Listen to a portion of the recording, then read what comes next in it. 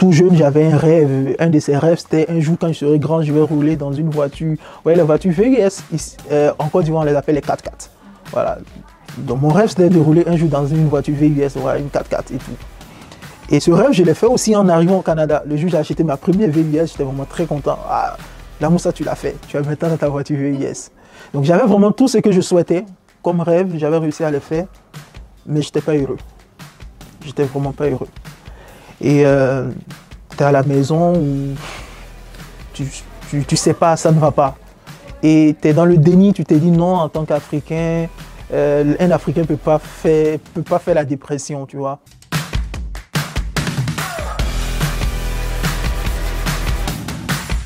Je suis Lamoussa Diabaté, je suis doctorant-chercheur dans un CHU de la province du Québec. Et je suis également biostatisticien, je suis médecin vétérinaire de formation. Et je suis un entrepreneur et un homme du social. Je suis originaire de la Côte d'Ivoire et j'étais étudiant en France. Je venais d'obtenir un master 2 en biostatistique. Et j'avais pour projet de continuer de faire un doctorat. Et l'idée de vivre au Canada, de travailler au Canada était un projet que j'avais depuis très très longtemps.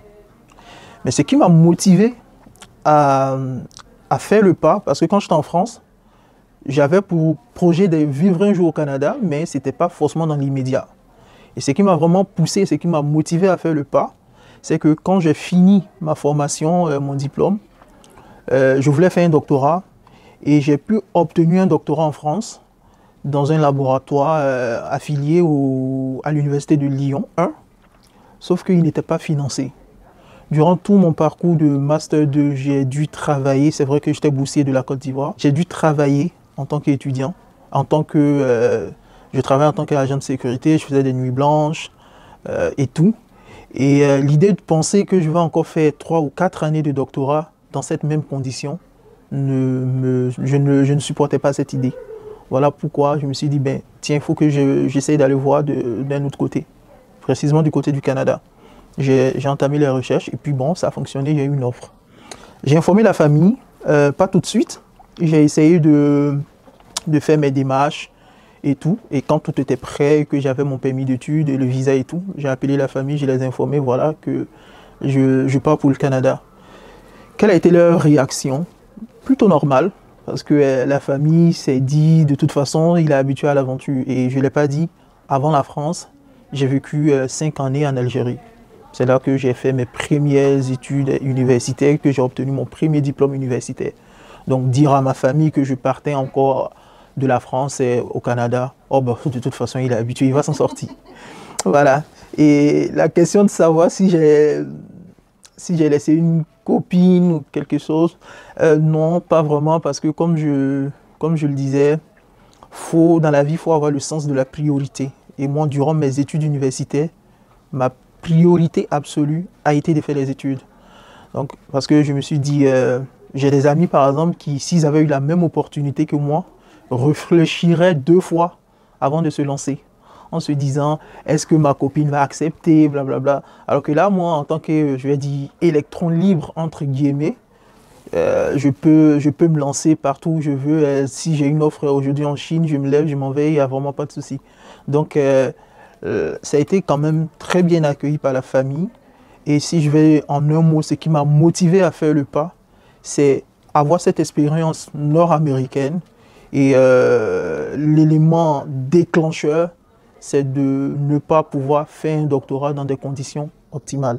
Quand je quittais la France, c'était plutôt un sentiment de fierté, de satisfaction et de réussite, dans la mesure où j'ai finalement pu atteindre un de mes objectifs. J'étais donc très content, pas au point de pleurer, parce que voilà, je sais pas si quand même un peu émotif, mais pas à ce point. Voilà, du coup, j'étais vraiment très content de moi. Je me dis, tu l'as fait, la Moussa. Tu l'as fait, et puis surtout que c'était pas prévu à la base. L'année où je suis venu au Canada, je suis rentré en Côte d'Ivoire faire les vacances. Et je ne savais pas que des mois après, j'allais me retrouver au Canada, non. Donc tout s'est fait comme ça rapidement et tout. Et donc j'étais vraiment très content. Arrivé au Canada, ce que j'ai constaté, j'ai remarqué un pays ouvert, très accueillant. J'ai été vraiment agréablement surpris de voir cette diversité dans le corps, je vais dire, douanier à l'aéroport. J'ai vu des Asiatiques, j'ai vu des Noirs. Pourtant, je venais d'un pays où tous les flics que j'avais vus à l'aéroport étaient blancs. Et là, j'arrive à l'aéroport, je vois des gens qui sont blancs, qui sont noirs, qui sont indiens et tout. Donc ça m'a vraiment marqué. C'est la première chose qui m'a marqué. Quand j'ai vu tout ça, je me suis dit, j'ai fait le bon choix. Je suis arrivé là où il fallait. Un endroit où ma différence ne sera pas forcément vue comme un handicap. Parce que dans certains pays, comme j'ai dit, je suis passé par l'Algérie, la France, sans forcément dire que ces pays ne sont pas forcément mieux. Mais ici, cette diversité que j'ai vue à l'aéroport, ça m'a rassuré. Je suis arrivé dans un nouvel environnement où ma différence ne sera pas certainement vue comme un handicap. En quittant la France, comme je l'ai dit, je suis un aventurier. On avait l'habitude de se dire entre étudiants d'Algérie, ceux qui ont vécu en Algérie peuvent s'en sortir dans n'importe quel pays. Du coup, je me disais que c'est une nouvelle aventure. Je me suis adapté dans les 2 précédents pays où je suis allé. Donc, peu importe la difficulté, peu importe la réalité, je pourrais m'adapter. En plus, je venais dans des conditions beaucoup plus intéressantes où j'avais une offre de doctorat qui était financée et tout ça. Donc, je n'avais pas forcément de crainte en tant que tel. Et c'est ça. Après avoir obtenu mon bac, en toute modestie, j'étais quand même dans un des lycées d'excellence de la Côte d'Ivoire. Je l'ai dit dans mon intervention, je suis issu d'une famille qui est assez modeste, très modeste. J'aurais pas pu faire tout ce que j'ai fait là si j'avais pas eu des résultats quand même un peu plus que la normale. Et donc après mon baccalauréat, j'ai obtenu une bourse pour l'Algérie. Et c'est là que j'ai fait mon premier diplôme universitaire où j'ai terminé avec un doctorat de premier cycle en médecine vétérinaire. Et après ce premier diplôme, je suis retourné en Côte d'Ivoire. Je suis resté pendant 1 an. Et j'ai exercé en tant que vétérinaire, mais dans le privé. Pas de façon formelle et tout. Parce que j'avais ce projet-là de continuer mes études. Je n'ai pas voulu entrer ni à la fonction publique ou ouvrir carrément un cabinet. Donc je travaillais vraiment de façon dans le formel avec des aînés qui avaient déjà leur cabinet ou en tant qu'entrepreneur indépendant. Je l'ai fait pendant 1 an. Après, je me suis envolé pour la France où j'ai étudié les biostatistiques pendant 2 ans, 2 ans et demi, 3 ans environ, on va dire 2 ans. Et après le biostat que je suis venu. Donc là, j'ai déjà un premier doctorat. Voilà pourquoi on m'appelle Dr Lamousse. C'est à cause de ce premier doctorat en médecine vétérinaire. Mais c'est un doctorat d'exercice qui est différent d'un PhD. Et là, mon souhait, c'est vraiment d'obtenir ce PhD-là. Et donc, c'est pour ça que je suis venu au Canada et c'est ce que je fais en épidémiologie. De base, l'épidémiologie, c'est un projet que j'avais depuis ma première année à l'école vétérinaire. Et c'est l'intention, la volonté de faire de l'épidémiologie que je me suis retrouvé en France. Et je suis quand même assez content et assez fier de moi de toujours rester dans ce domaine, dans ce secteur d'activité. Initialement, quand j'acceptais l'offre de thèse, c'était prévu pour un doctorat en 4 ans, pas plus. Je me suis retrouvé, je suis encore en thèse, je n'ai pas encore fini. Et à présent, j'aurais du mal à donner exactement une date de fin de thèse. Après, j'ai l'habitude de le dire, hein, le doctorat, c'est le seul programme universitaire où tu sais quand tu commences, mais tu ne sais pas vraiment quand tu vas le terminer. Et c'est mon cas. Donc, je suis dans ma 5e année, alors que j'avais prévu initialement le faire en 4 ans. Et après, je ne sais vraiment pas... je me fixe comme objectif de le finir d'ici la fin de l'année. Après, ça reste un objectif. L'autre réel défi qu'on rencontre ici au Canada, et je pense que je ne suis pas le seul, beaucoup ont eu ces difficultés, c'est en rapport avec la solitude. Je le disais en présentation, je suis un peu comme un électron libre, je ne m'attache pas pour que ça puisse me permettre de pouvoir m'envoler quand il y a une meilleure opportunité, mais en même temps, ça a ses limites. Et la limite se fait encore plus sentie ici au Canada. C'est que la vie est encore beaucoup plus individuelle ici. Donc, avec la solitude, pas mal d'étudiants sont victimes de dépression. Je l'ai vécu dans ma première année. J'ai même dû reprendre certains cours à cause de ça. Ça a été vraiment très, très difficile. Et en tant qu'Africain, j'étais dans un déni au départ. Je suis à la maison, pour expliquer une petite... je suis issu quand même d'une famille assez modeste. Ma famille est très modeste en Côte d'Ivoire. Et tout jeune, j'avais un rêve. Un de ces rêves, c'était un jour, quand je serai grand, je vais rouler dans une voiture. Ouais, les voitures VUS, en Côte d'Ivoire, on les appelle les 4x4. Voilà. Donc mon rêve, c'était de rouler un jour dans une voiture VUS, voilà, une 4x4 et tout.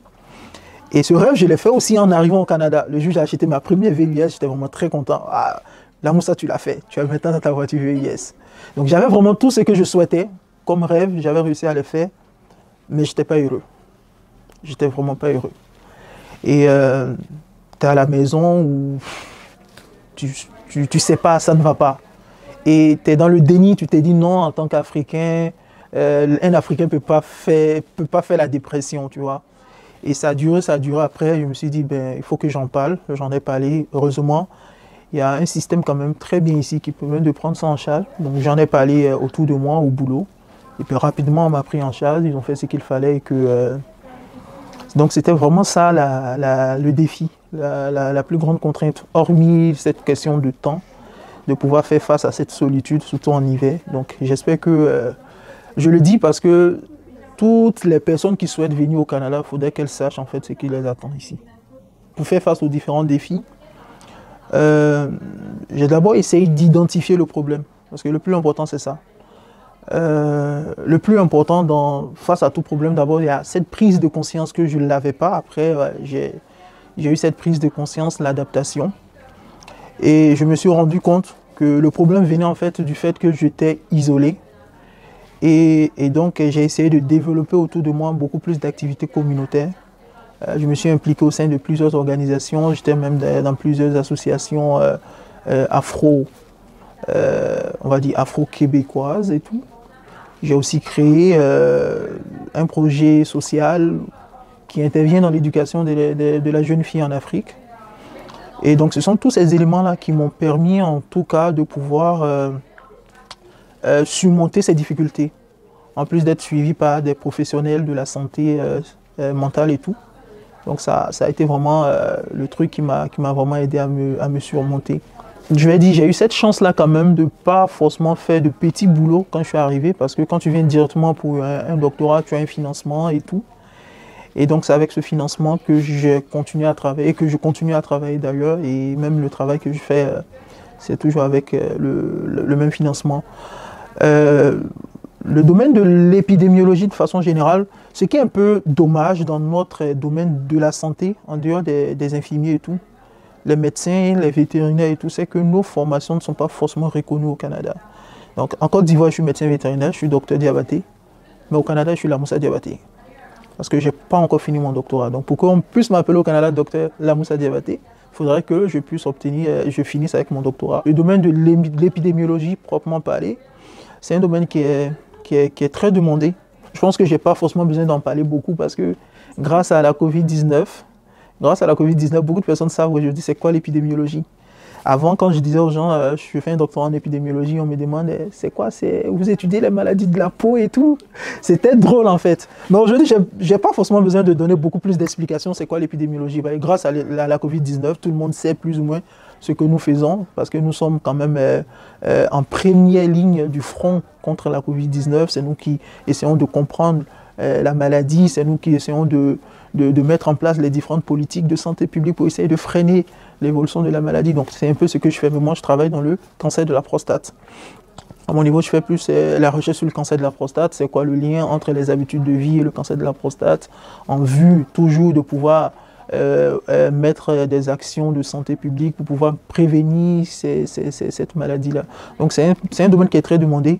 C'est d'ailleurs une alternative aux médecins vétérinaires pharmaciens qui veulent venir au Canada, qu'ils sachent qu'ils feront un sacrifice de ne pas pouvoir exercer leur métier ou leur passion. Mais en revanche, ils pourront être dans d'autres domaines comme moi je l'ai fait par exemple. Et il n'empêche que aujourd'hui également, j'ai une entreprise en Côte d'Ivoire qui est dans mon domaine d'activité, dans mon premier domaine d'activité, la médecine vétérinaire où voilà, je fais pas mal de choses dedans. Mais ici au Canada, c'est vraiment le secteur de l'épidémiologie. Ce qui a motivé mon choix, accepter de sacrifier ma carrière, on va dire, de vétérinaire, c'est que je me suis dit que je serais plus utile à la communauté en tant qu'épidémiologiste qu'en tant que vétérinaire. Pourquoi? Parce que en tant que clinicien, l'action du clinicien est individuelle. Aujourd'hui, je vais prendre le cas d'un médecin, j'ai une clinique, je reçois un patient qui se plaint d'un problème donné. Je vais, en tant que médecin, voilà, lui prodiguer les soins qu'il faut. Alors que l'action de l'épidémiologiste est communautaire. Donc on dit le médecin soigne l'individu, l'épidémiologie, lui, soigne. Donc c'est ça. La Covid-19, par exemple, est une maladie qui est communautaire. Voilà. Donc en tant qu'épidémiologiste, les actions que nous mettons, c'est de pouvoir diminuer l'effet et l'impact de cette maladie-là au sein d'une population. Donc allant sur ce constat, je me dis, c'est pas tant si grave que si je ne pratique pas, je ne soigne peut-être pas un individu, mais je soigne une communauté. Donc, voilà un peu ce qui m'a aidé à faire ce compromis-là. Et aujourd'hui, je ne regrette vraiment pas du tout. Je suis vraiment très fier de ce choix. Et je pense que je me sens aussi encore utile comme tout vétérinaire. Je ne dis pas, attention, je ne dis pas que les vétérinaires ou les médecins ne sont pas utiles. Tout le monde est très utile. Même les épidémiologistes, dans nos actions, on a besoin de ces personnes-là également, les cliniciens et tout. Mais je lui ai dit que, me concernant, j'ai estimé que je serais beaucoup plus utile en étant épidémiologiste qu'en étant un simple clinicien. Quand j'étais en France, j'ai fait une maîtrise en biostatistique. Les biostatisticiens sont des statisticiens du domaine de la santé. C'est un domaine assez complexe, assez compliqué, qui demande un peu une bonne base en sciences. De base, moi, je suis un scientifique. Au lycée, les domaines dans lesquels j'excellais le mieux, c'était vraiment les maths et les physiques et tout. Après, pour diverses raisons que je ne vais pas expliquer aujourd'hui, je me suis retrouvé, après mon baccalauréat, à faire un premier doctorat en médecine vétérinaire. Et du coup, il fallait trouver le moyen de pouvoir combiner ces deux choses-là, la santé et les sciences pures. Et les biostatistiques se sont montrées comme la meilleure alternative, surtout que c'est l'outil indispensable pour un épidémiologiste. Un épidémiologiste doit avoir une bonne base en biostatistique. Du coup, le fait d'avoir une maîtrise en biostatistique, contrairement ce que je pourrais dire par exemple, j'ai beaucoup d'amis que je connais qui, quand ils venaient faire le doctorat à l'Université Laval, on leur imposait des cours préparatoires. Moi, non seulement en venant, je n'ai pas eu le cours préparatoire, et en plus de ça, les cours du doctorat en biostatistique m'ont été dispensés. J'ai été dispensé de ces cours-là. Donc, la clé du succès pour moi, c'était vraiment le fait que j'ai fait une formation en biostatistique. Moi, j'ai été dispensé des cours en biostatistique, j'ai juste fait des cours en épidémiologie. Et en plus de ça, voilà, je pense vraiment que c'est ce qui a été l'élément qui m'a permis vraiment de pouvoir être embauché directement depuis Lyon et de venir au Canada. Ce que je dirais aux personnes qui ont pour objectif de venir au Canada, ou qui sont déjà au Canada et qui peut-être traversent quelques difficultés pour atteindre leurs objectifs, je leur dirais de croire en eux. C'est vraiment la clé, il faut croire en soi. C'est-à-dire que si j'avais douté ne serait-ce qu'une seconde de mes capacités, je n'aurais pas fait tout ce que j'ai fait. Et c'est d'avoir ces objectifs, de croire en ces objectifs et de se donner les moyens de pouvoir les atteindre. Voilà, de se donner les moyens. Il ne faut pas oublier que, et ne pas forcément en vouloir aux gens qui ne croient pas en soi. Parce que c'est ton projet. C'est toi qui connais l'ampleur de ton projet. Les autres, forcément, ne voient pas le projet comme ils le voient. Donc, souvent, ils peuvent dire des choses qui peuvent te décourager, mais il faudrait que tu aies en tête. Si je dois vraiment m'inspirer de mon parcours là, j'ai entendu beaucoup de choses. Quand j'ai obtenu mon premier doctorat, certains me disaient, mais pourquoi tu vas encore faire les études? Moi, à ta place, avec déjà un doctorat, je vais chercher à me marier, faire des enfants et tout. Et je pense que si j'avais écouté ces personnes-là, certainement que j'aurais peut-être 2 ou 3 gosses aujourd'hui et je n'aurais pas atteint mon objectif. Mais je suis resté focus. J'ai traversé des moments difficiles, notamment en France. D'abord par l'Algérie, en France, j'ai traversé des moments vraiment très difficiles où je travaillais, je pouvais travailler de 22h à 6h du matin en tant qu'agent de sécu. Mais j'ai été victime de racisme en France. On me disait, je me rappelle encore de l'injure, hein, sale barbu négro. Voilà, donc c'était dans une piscine, je ne vais pas dire, j'ai travaillé en tant qu'agent de sécurité dans des piscines un peu chaudes de la ville de Lyon, où on était vraiment en contact avec des jeunes un peu en conflit avec la loi, je vais dire. Et c'était vraiment très difficile. Mais ces gens qui te manquaient de respect parce que tu as un accent du bled. Et d'ailleurs, je souligne, il faut être très fier de son accent, parce que c'est ça qui fait partie de notre identité. Et des gens qui se moquaient de toi. Mais à l'époque, c'est tout à fait naturel. J'avais souvent envie de dire à ces dames-là, si vous voulez, on se donne rendez-vous dans 5 ans. Et on verra sur le plan professionnel qui de nous a un meilleur profil. Voilà, donc c'est de dire que c'est vraiment de croire en soi et de ne pas se laisser démotiver par les aléas de la vie. Il faut vraiment croire en soi. C'est vraiment ce que je dirais à ces personnes-là. Et que de rester déterminé, focus, de faire tout ce qui est à leur pouvoir. Et le plus important, je faillis oublier, c'est de ne pas oublier le facteur Dieu pour les religieux et le facteur chance pour les non-religieux.